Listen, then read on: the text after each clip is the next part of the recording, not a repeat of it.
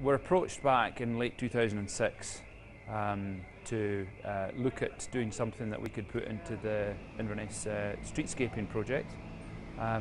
Our original brief came via the Heritage Group, Inverness Heritage Group, and we were asked to come up with something slightly different that would fit in with our style of working, I suppose, the Duffy style of working.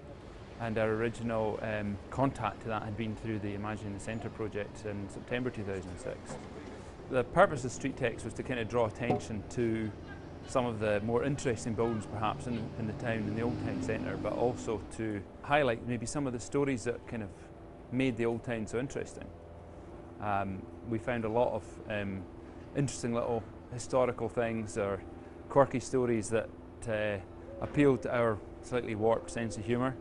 And we kind of integrated them into the project. But I suppose the starting point for us was that we were really interested in the use of text in existing works within Inverness. And the starting point really was the text on the wall opposite the townhouse. There's some Bible texts up there that were written kind of originally as a warning to, or a caution I suppose, to the councillors as to how they should behave. So that was an interesting starting point from us. So the use of text is something that we're quite interested in as graffiti artists. One of the key things for the project was what we started doing was inserting subtext below each of the stones. And this is developed from the idea that as we were looking into the history of Inverness, we found quite a few stories and anecdotes of things being buried. And to make sure that these projects are fun and that we all have a positive experience. So anyway, that's my wee bit of sparkle. Just sort of, can I dig it in? Yeah. This is a submission from Matt Baker, who was the lead artist on the project. The wind at the quarry in Caithness, San and Anne getting married on their croft in Laird, sunset over Cromarty, Kirstine MacDonald singing on the Three Virtues, losing Evie Westmore too early, great fiddle bands at Hoots, thinking about one day saying goodbye, ScotRail's Sunday timetable, laughing at a new idea with Duffy, and Jeep singing in the old high burial ground. All these things that have made me cry in the Highlands. What we decided to do is to ask key people from Inverness to write something that would then be buried underneath the stone, and then we'd also take a second copy which we've archived and will use as an exhibition. Quite a lot of people have either taken on the concept for the whole project and then integrated that into their subtext, so looking at water. Or alternatively, there's been other people that have got really creative and actually made things.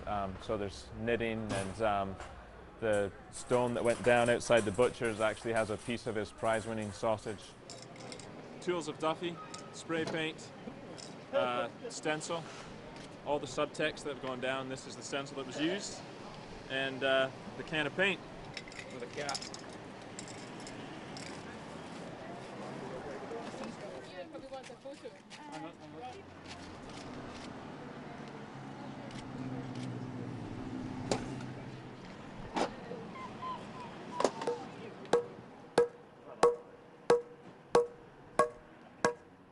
We tried to source as much of the content from historical documents, from texts that we thought were appropriate, bearing in mind our kind of starting point. And we also put a call out to writers, to poets, musicians for content, and then a couple of ones that we kind of did ourselves. So a couple of examples, the toll booth, outside the toll booth, which is the old Inverness prison, we put a stone down there that relates a story of a chap called John Mackay, and he ended up locked in there after having a bit of a run-in with the excise men back in the late 1700s, and managed to pay his jailer to go out and buy whiskey, and the jailer ended up getting drunk with him and getting locked in the prison, while Mackay ended up hot-footing it across to the west coast of Scotland, getting on a boat called the Hector and heading to Canada with the key for the toll booth. And the key for the toll booth is now in Halifax, in the museum in Halifax over there. The subtext outside the toll booth, it's the governor from the prison that's written that for us, and he's given a really nice example of laws from back at that time to now, and showing a contrast between the prison life. Inverness has been part of a big part of Scottish history, and we kind of wanted to uncover some of these stories as part of that.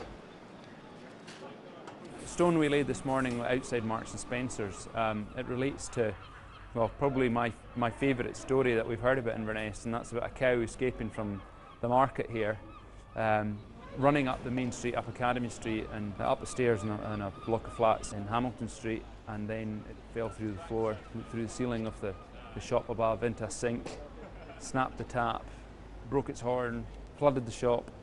And the funny thing about that was the place was called the Buttercup Dairy, which it seems to me a kind of perfect irony that you end up with a cow, you know, flooding the shop in the Buttercup Dairy.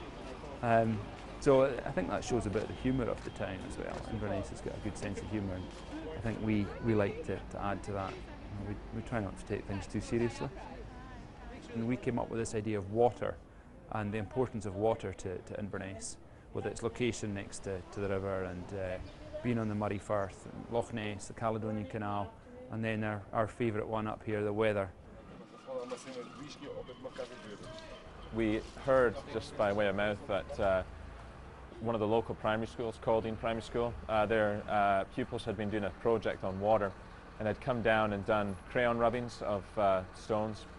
So when we heard this, we got in touch with the school and actually went up and did some workshops with them. And when they came in, they want us to make up all these drawings and words to put on this big sheet of paper, and we would pick the best words out of it, and then they would get put on the drains.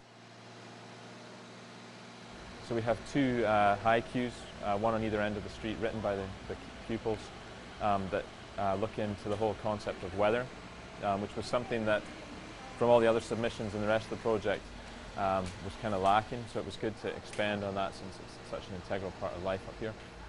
So they've come up with two haikus for us, and then we also got word pairings of them from the pupils that describe Highland weather.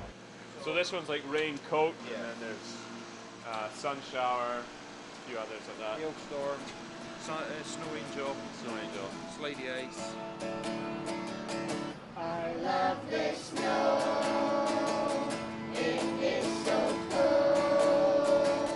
I like to throw it at my friends. It is so cool when shucks the school. Give me a fool, not to watch snow. There's no such thing as bad weather. There's no such thing as bad weather. I love to watch the rain through the window pane, and to watch it pour right down the drain. Won't hear me complain, you'd be insane, 'cause you lost your brain, not to that rain. There's no such thing as bad weather. There's no such thing as bad weather.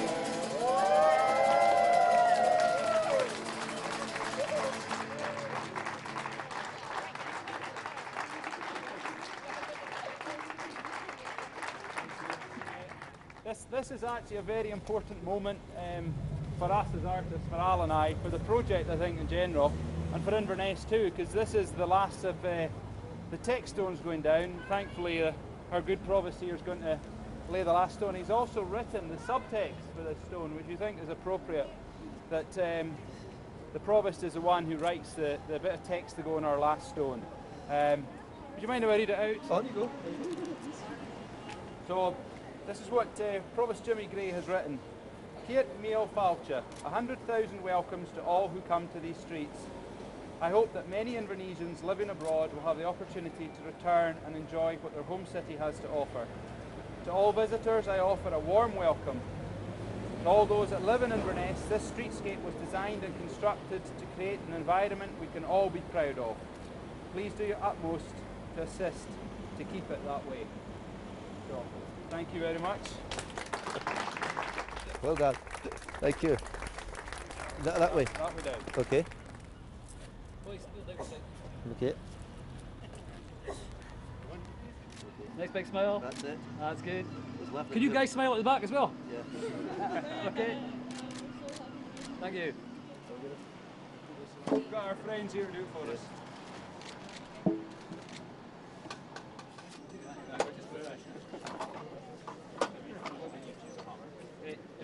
Can we get the promise to the hammer? Okay, ladies and gentlemen, boys and girls, particularly from Kildene Primary, it gives me great pleasure to mark this important stage of the Inverness City Streetscape and Transportation Project. The proposals for this scheme was developed over a number of years and only gained momentum when the funding package from the Scottish Government, the Council, Highlands and Islands Enterprise, Inverness Common Good Fund and the Scottish Arts Council became available. Through consultation and design, a high quality scheme was developed to upgrade the streetscape in the old town, creating a more pedestrian friendly environment, winning the streets back for the people of Inverness. The traffic management changes have helped this transformation and the arts projects has greatly enhanced the finished scheme. Everyone involved in the project, and that includes the contractors ROC, who are here today, land use consultants, council staff and the arts project team have worked very hard to take the project to the substantial completion stage which we've witnessed today as we go around the city centre. Those directly affected by the work have been very patient and been able to see the bigger picture and how they would benefit from the completed scheme. We are grateful to the stakeholders who've had their input in the development and the implementation of the scheme, and their views have helped to make the finished product a success, which we undoubtedly have seen here for Inverness. So to all those who've contributed, thanks very much, and to the people of Inverness and their patience, we also thank them. Thanks very much for the completed project.